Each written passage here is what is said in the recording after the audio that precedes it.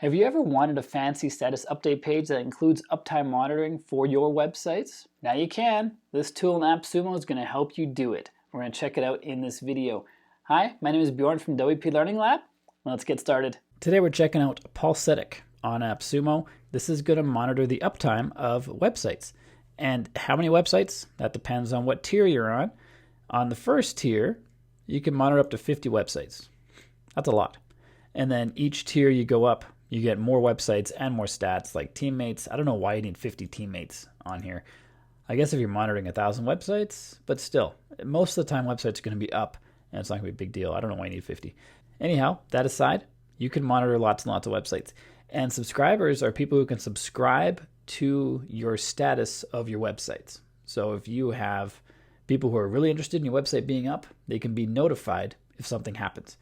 Up to 10,000 on the third tier, 1,000 on the first, 5,000 in the middle tier. And because website uptime is pretty important, especially for e-commerce sites, really busy ones, you can have SMS and voice calls sent directly to you or to the person in charge to make sure if something goes wrong, that somebody's on top of it right away. That's a pretty awesome feature. Here's Adrian. He is the founder. There is no roadmap as far as I could tell. It's a pretty simple app, but there's no roadmap. This first guy here is asking if we're going to be able to duplicate status pages in the roadmap. And the reason he's asking is because it's pretty hard to do. You'll see the status page I created in a little bit. And it's not that hard, but he's talking about customizing it and setting up different languages.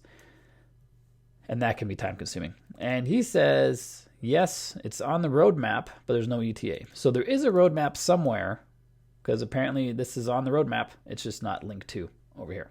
And as with all deals, I like to go through to see if the people from the company itself, in this case, Pulsetic, are answering questions and are active on AppSumo. This is just one of the flags I check for when I check for whether deals are good or not. I have a PDF checklist that you can download if you want. I'll put a link down below. It'll go to an opt-in page where you give me your email address in exchange for the PDF. And the only emails I really send you are emails about new videos I publish. So I'm not going to spam you or anything, and you can get that checklist for free so you can make sure that the apps and tools that you look into on AppSumo, they have as many of these green flags in place and not as many red flags to make sure you're buying good ones. So the founder is in here a lot for every single question so far. And that's a really good sign. So many AppSumo deals, the founder is MIA. Or just anybody at the company is MIA. And if we go to the reviews, let's see. I think I opened this one. All reviews right here. 4.7 tacos on 11 ratings. And Adrian is in here replying to reviews. Oftentimes you don't see that. You see active people in the questions and they're like, I got to answer questions because that's part of my job, having a tool in AppSumo. But I think it's also part of your job to thank people who give you good reviews, in my opinion. And he is replying to everybody. That's a great sign. Now that we look through that, let's head into the Pulsetic app to see how it actually works.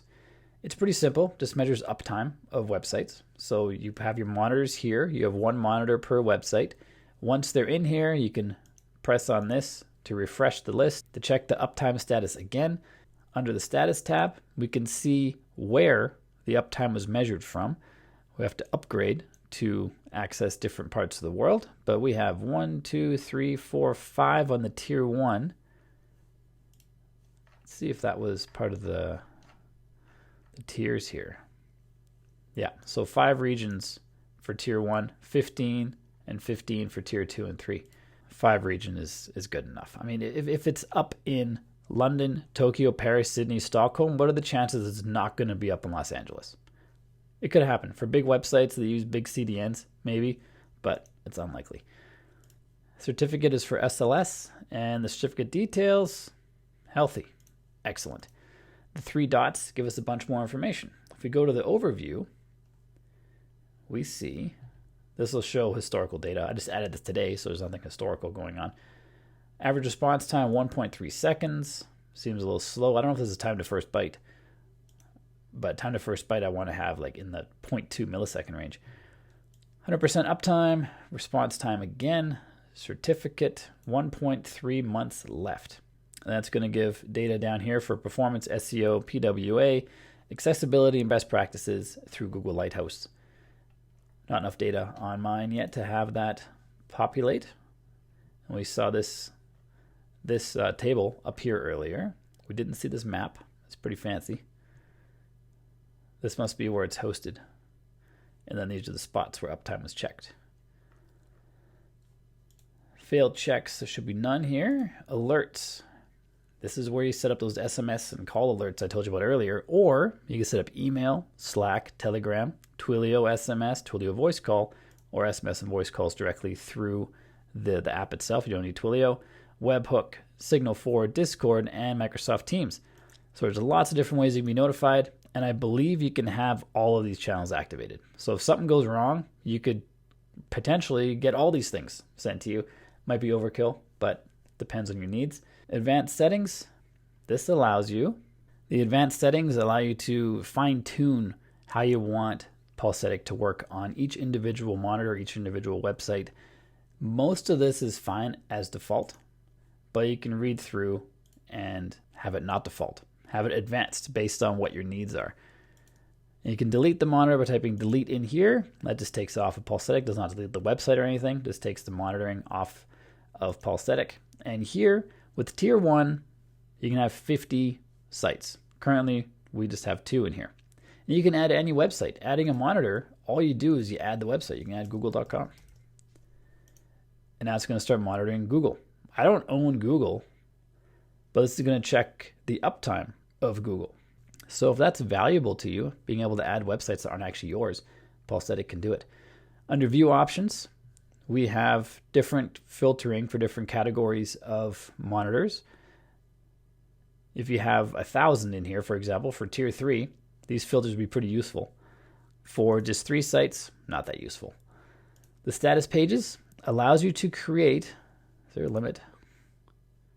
Doesn't show a limit here, so I think it might be unlimited status pages that you can publish on custom domains. This is a status page I created earlier. They're pretty easy to make. We'll go through that in just a second. If we click on the public link, we can see what this looks like. And there's our logo up here. You can add the favicon as well, so that little water drip and radiating ripples goes away. That's the Pulsetic favicon. And here it shows uptime, upcoming maintenance. There's no actual upcoming maintenance, but you can add this in, and it's pretty handy. Maintenance history, once this actually happens, the maintenance, or that time goes by, it'll show up in the history. Recent incidents I added. Systems update is what the incident was called. Our systems were updated at 12 a.m.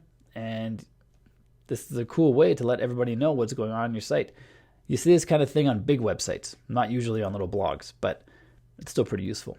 The 3 dots here allows you to customize this status page in all the ways you can set it up as well. So I'm just going to set up a new one instead of customizing it. Just give it a title. The custom domain name is not necessary. We'll get a domain like this one on app.pulsetic.com if we don't add a custom domain name. But you can add a CNAME, which means you could have something like uptime.mywebsite.com. Your hosting account will have help pages on how to set that up. It's not that hard. It's just a DNS record. You just fill in a few text boxes like you see here, and it's done. No big deal. Custom meta title, my status page will have for that as well. You can add a reCAPTCHA key, which means you won't be getting as many spam emails through the form that may or may not be on your status page. Uptime threshold 100%. If the monitor goes below this value, it's highlighted in yellow. So you can make this 10%. If your website never has uptime and you want to have anything over 10% look awesome, you can have that be green. And then only if it goes below 10% uptime is it yellow. Usually this would be 100 or maybe 99, 99.5, something like that. Subscribe to updates. This allows visitors to subscribe to your service by email. This would be where the reCAPTCHA key helps with the spam as well. You can have the status page be private, meaning it's password protected. You can set the password right here. Make it no index so that search engines aren't supposed to pick it up and rank it, even though they still might. They don't have to comply with the no index tag, and often they don't.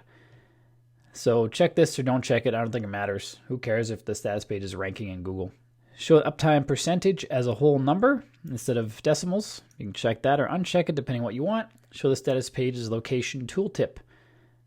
You can uncheck that or not. I'm going to click on save with what we have. And this is where we set up our monitor. And we can have as many as we want in here. I'm going to put all 3 of these. On this one here, we just have WPLearningLab. On this, we're going to have all 3, so we can see what that looks like. You can add groups as well, so you could group these. Let's call this first one My Sites. And then I'm going to put them in there, because those ones are mine. And then Google's not mine, so I'm going to keep that outside of the group so we can see what that looks like. Now that we've set this up, make sure you click on Save Changes. If you navigate away from this tab, it's not going to save. Incidents, this is stuff that's happened that you can add to the status page. Here is an incident right here that I added. That we saw earlier, you can add those right here. Maintenance allows you to add scheduled maintenance that's going to happen in the future. You can see that right here under upcoming. And then customization allows you to customize things pretty thoroughly. Add a logo, add a favicon, add a custom header image, change all the colors and layouts and button styles and everything, even custom CSS. And you can do this for every section. So there's a general, there's the status, there's the uptime, and there's the incidents report. You can customize all those things. Click on save. Didn't make any changes, but just want to make sure our stuff's saved. And then language over here, we can translate it to whatever language we want. So get updates, type in whatever language you want this to be, and it updates. This would be pretty cool if you could just pick a language and then the app would automatically do it. That would save a lot of time because all this needs to be changed to whatever language you're changing it to. And that is what this person, I don't know where he is anymore. The guy who was asking about earlier in the video, he was asking about whether duplicating a status page is on the roadmap, because setting all this up for a different language is quite cumbersome. So if you're doing it in English, it's pretty easy because it's all done, but translating it can take a lot of time. And now that this is all done, we can go to, let's go to monitor here, click on preview, and we can see our new status page right here. We have this group of My Sites. I wonder if that orange means we had a bit of downtime just recently on RVing with family. It says 100% though, so I'm not sure what that orange bar is. And that's a status page. And then we also have status badges. Status badges go on your website. I'm going to create a badge over here, choose a website. It keeps autofilling. LastPass keeps autofilling my username here, which is super annoying for these drop downs. You can pick the style as button, status, or icon. You can change these as well in just a minute. You can pick the symbol. You can make it square, rounded, or round. And on the right-hand side, we see a preview. So let's choose round, no, status, round. So it looks like this on your website. You can also have it be a button, looks like this.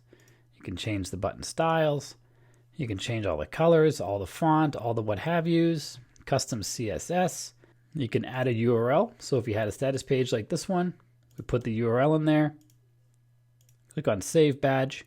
Once we save it, we get the code that we can then add to our website. If you wanted to add us to a WordPress website, I've got a tutorial linked to in the card up above and the description down below on my WordPress channel, showing you how to add this script with or without a plugin. So you can pick the one that you want, and then you add it to your website, and boom, you're ready to go. And then Bob's your uncle. You have the status badge on your website. And those are the 3 main things we have going on with Pulsetic. We also have our profile, where we can set up various things, including inviting our teammates. And we see our usage over here based on whatever AppSumo tier you buy. Our subscription shows our AppSumo plan and what's included in that. Our teammates will list our teammates. And the API allows you to add the API, which means it's added to your site via programming versus integrating via the script and things like that. But you have to upgrade to be part of that. And I'm not sure if level 2 and 3 are, oh, they are. It says API access here. So level 2 and 3 must be mapped to Pro and Business because that gives you the API access. And for extra security, you can enable 2-factor authentication to log into your Pulsetic account here to be able to make these updates and changes to your monitors. And if you haven't done so yet, click the link in the description down below. It's going to take you to this AppSumo page where you can buy Pulsetic for yourself. If you do that through the link down below, it is an affiliate link. I'll get a commission from AppSumo for you buying through that link. It will not make it more expensive for you, just make it so I can keep making these videos for free, and I really appreciate it if you do that. Next up, check out this Lindo AI video right over here. This is going to help you build websites at lightning speed, and hopefully in the future you'll be able to export those sites directly to WordPress, which would be awesome. And if you haven't done so yet, click subscribe and ring the bell so you don't miss any future videos. My name is Bjorn from WPLearningLab. Till next time, keep crushing it, and I will see you in the next video.